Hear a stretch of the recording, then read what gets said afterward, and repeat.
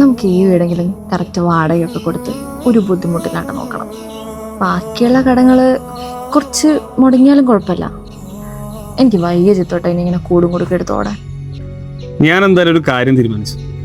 നമ്മളിനി വീട് മാറുന്നുണ്ടെങ്കിൽ അതൊരു വാടക വീട്ടിലേക്കായിരിക്കില്ല, നമ്മുടെ സ്വന്തം വീട്ടിലേക്കായിരിക്കും. ചെറുതെങ്കിൽ ചെറുത്, ഒരു ചെറിയ മുറിയൊക്കെയുള്ള നമ്മുടെ സ്വന്തം വീട്.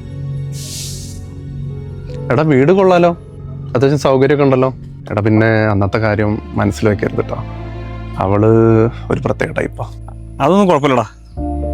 അല്ലെങ്കിൽ വാടക വീട് തന്നെയാണ് നല്ലത്. സ്വന്തമായിട്ട് വീടൊക്കെ ഒരു ലയബിലിറ്റിയാണ്. എടാ പെട്ടെന്നൊരു ദിവസം ഒരാൾ ഒന്നുകൂടെ ഇറങ്ങണം എന്ന് പറഞ്ഞപ്പോൾ അന്ന് എനിക്ക് മനസ്സിലായതാണ് ഒരു മനുഷ്യന് വീട് എത്രത്തോളം വിലപ്പെട്ടതാണെന്ന്. നിനക്ക് സ്വന്തമായിട്ടൊരു വീടില്ലേ, കാറുമില്ലേ? ഇതൊക്കെ ഉള്ളതുകൊണ്ടാണ് നിനക്ക് ഇതൊക്കെ ലൈബിലിറ്റി ആണെന്ന് മറ്റുള്ളവരോട് പറയാൻ തോന്നുന്നത്. എന്നാൽ ഞങ്ങളെപ്പോലുള്ള ആൾക്കാരുടെ കാര്യമൊന്നുമേ അങ്ങനെയല്ല.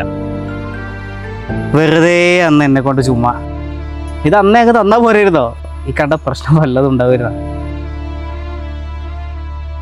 അത് പിന്നെ നിങ്ങൾക്ക് ഇനിയിപ്പോൾ അവിടെ കയറണമെങ്കിൽ കയറട്ടോ, എനിക്ക് വേറെ പ്രശ്നമൊന്നുമില്ല. ഗതികേടാണ് ചേട്ടാ നിങ്ങളുടെയൊക്കെ മുന്നിൽ വന്ന് എൻ്റെ തലവനിച്ചിരിക്കുന്നത്. ആരും വില കുറച്ച് കാണരുത്. എന്നും എല്ലാം ഒരുപോലെ ആയിരിക്കില്ല.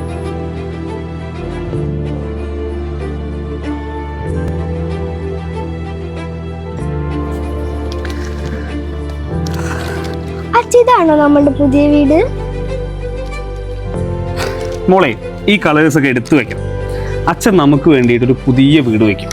ആ പുതിയ വീടിന്റെ ചുമര് മുഴുവൻ മോൾക്ക് ഇഷ്ടമുള്ള ചിത്രങ്ങളൊക്കെ വരച്ചു വെക്കാം. ആരും ഒന്നും പറയില്ല കേട്ടാ.